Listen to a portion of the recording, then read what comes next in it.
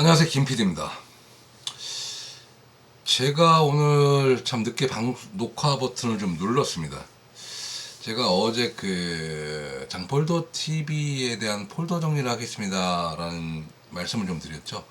그래서 그 일환으로 오늘은 특집으로 특집이라기보다는 이제 앞으로 이제 새로 개편된 김PD의 김살롱이라는 타이틀을 갖고 첫 방송을 시작해 보도록 하겠습니다. 이제 김PD 김살롱은요, 이제 제가 생각하는 이제 대한민국 그리고 이제 사회에 대한 문제 이런 것들을 제 상식선에서 좀 풀어보는 어떤 그런 코너를 만들려고 해요. 그래서 오늘 첫 주제를 그 대한민국 국방 안보에 대한 이야기를 좀 해보려고 합니다. 제가 이제 장폴더 TV를 이제 세 가지 섹션으로 나눌 건데, 하나는 이제 장카이브라고 그래갖고 이제 장동혁 대표님의 이제 주로 되는 영상 하나와, 그다음에 이제 김PD 김살롱, 그리고 지금 오늘부터 시작하는 그리고 나머지 한 개는 이제 토복토복 원정대, 이렇게 섹션을 나눌 겁니다. 이제 폴더 정리를 해서 제가 앞으로 이제 코너로 나눌 생각입니다. 그리고 하나 더 있네요, 섹션이. 이제 그리고 섹션 하나 더는 이제 다른 분들하고 콜라보하는 방송, 이제 이렇게 만들 계획입니다. 그래서 오늘은 김PD 김살롱 첫 방송인데요. 안보 문제를 좀 한번 여러분들하고 얘기를 좀 하고 싶어서 이렇게 녹화 버튼을 눌렀습니다. 안보는 이제 보수 유권자분들이나 보수를 지지하시는 분들이 가장 최우선으로 생각하는 부분이죠. 저는 안보를 따질 때는요, 먼저 이런 말씀을 좀 드리고 싶어요. 안보는 진영 논리가 없습니다. 진영 논리 따지면 안 돼요, 안보는.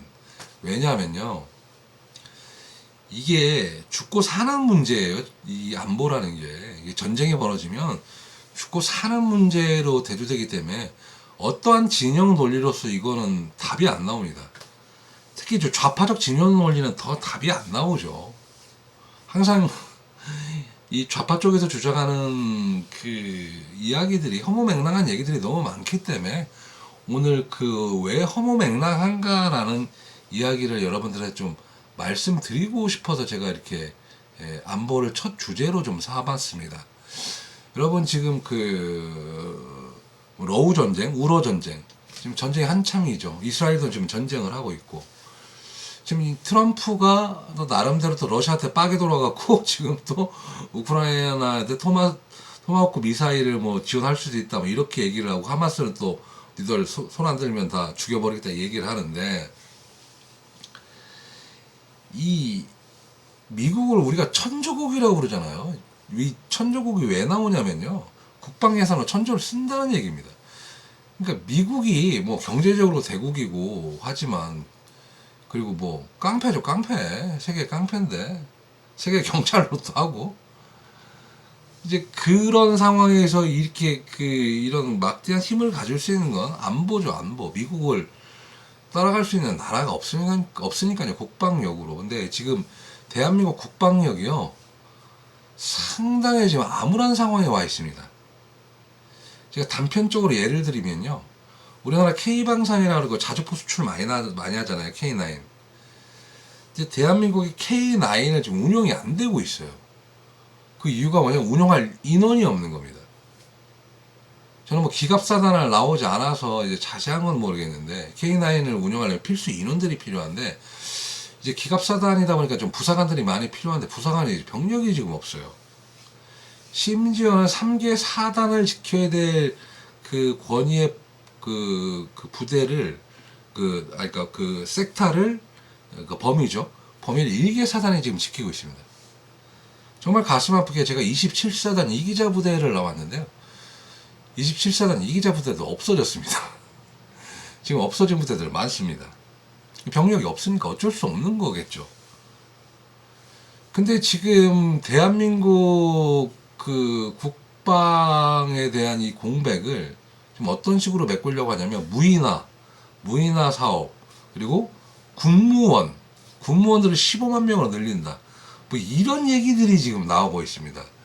같이 한번 보실까요? 예, 국방부 안규백 지금 국방부 장관이 얘기한 거.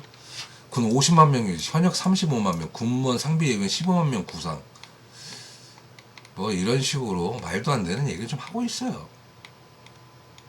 군무원과 군인은 다릅니다.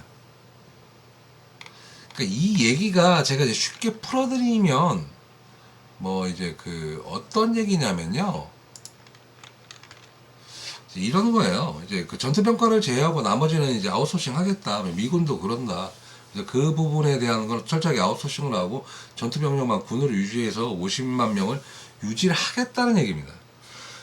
물론 뭐 그 상당히 이상적인 얘기죠. 근데 국방 예산도 많이 써야 되고 그 아웃소싱을 하면서 또 여러 가지 잡음이 생길 겁니다. 분명히. 이런 이야기들인데 이번에 그 이스라엘 전쟁이 났던 가장 큰 이유가 그 무인 초소, 그러니까 이스라엘도 이제 병력이 많이 자원이 없다 보니까 무인 초소를 했는데 그걸 뚫고 넘어온 거예요. 그래서 심지어는 그 이스라엘의 정보력이 상당히 강한데 그걸 뭐 그냥 뭐 모르고 놔뒀다 뭐 이런 얘기도 있습니다. 근데 전쟁이라는 건요, 보병이 깃발 꽂아야 이기는 겁니다. 아무리 무슨 요즘 뭐 드론 전쟁이다 무슨 뭐 폭격기 날아다니고 막 해도 뭐 미사일 날아다니고 해도 결국에는 이제 보병이 있어야 되거든요. 이게 보병이 마지막 전쟁을 승부를 찍는 게 바로 이제 보병이 있어야 되는 이유입니다. 병력이 중요한 이유는. 근데 지금 저희 대한민국 국방력이 지금 상당히 위기에 와 있어요. 더더군다나 이번 계엄 사태를 통해서 또 그 장군들이나 굴의 사기도 많이 떨어진 상태고, 이번에 합창회장이나 이거 청문회 하실 때 보셨어요? 민주당 의원들 나가고 무슨 막 이잡듯이 하잖아요. 이잡듯이. 아니 본인들이 추천해놓고서는 이잡듯이 이렇게 굴어. 개딸들 보라고 그러나? 여하튼 간에 지금 참 군이 위기입니다. 더 큰 문제는요, 하사관도 하사관이지만 장교도 없습니다. 이제 초급 간부에 대한 처우 개선, 이게 안 되는 거죠. 그러니까 저도 이제 사업을 하지만 요즘에는 참 그래요. 저도 사업하기 너무 힘든 부분인데 적당한 임금을 지불하지 않으면 정말 그 인력을 유지하기가 힘듭니다. 근데 이것도 엄밀하게 얘기하면요, 저희 보수 정권의 잘못도 있습니다. 저는 윤석열 대통령이 처음에 이제 그 대선에 출마하셨을 때 장병 월급 200만 원 상당히 반대했던 사람이에요. 정말 반대 많이 했습니다. 제 개인 페북에도 하면 안 된다 이런 얘기도 많이 했었고, 차라리 그 돈을 가지고 초급 간부 처우 개선에 써야 한다고 저는 그때부터 주장을 했었습니다. 근데 이게 왜 문제냐면요, 장병 월급 200만 원이 되다 보니까 이제 그 부사관이나 초급 간부들의 어떤 차이가 없어졌어요. 그것도 그렇지만 상대적 박탈감도 있고 또 질이 떨어졌어요. 간부들의 질이. 이게 정말 심각한 부분입니다. 이러다 보니까 ROTC 지원율도 막 곤도박질 쳤는데 요번에 무슨 380%가 늘어났다고 제가 기사를 봤어요. 한번 찾아볼까요? 300%인가? 300%인가 그럴 겁니다. ROTC 지원율 제가 한번 찾아볼게요. 이것도 되게 웃겨요. 왜 그러냐면,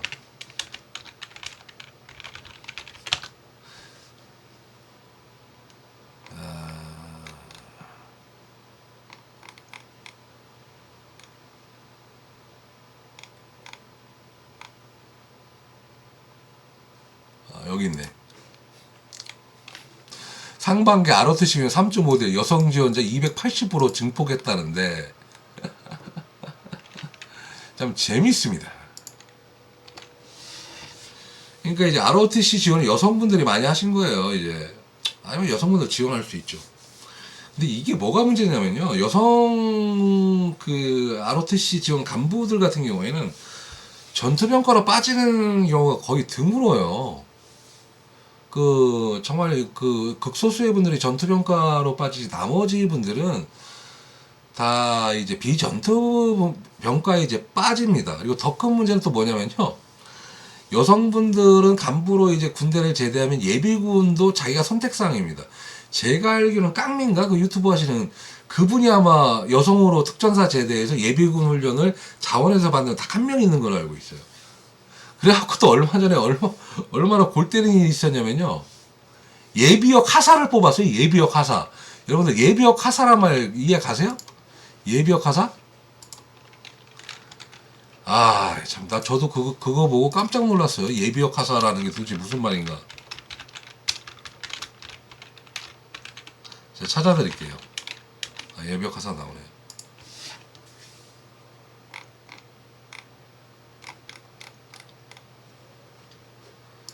예비역 하사. 2주 전에 나온 기사인데, 육군 창군 최초 예비역 임용식 개최 151명. 이게 뭐냐면요. 예비역에서도 군 간부가 필요한 거예요. 근데 이제 하사들이 없다 보니까 병장 출신의 이 예비역들 중에 하사로 진급해줘갖고 그 예비군 훈련할 때 그 간부로 써먹겠다는 얘기예요, 이게. 그러니까 육군 창군 예비역 하사 임용식이 개최된 겁니다. 이 참 말도 안 되는 얘기죠, 이게 지금. 이런 상황입니다, 지금 대한민국 군이. 아, 목이 타서. 그러니까 지금, 그러니까 군이 되게 심각한 부분에 와 있어요, 지금 상당히.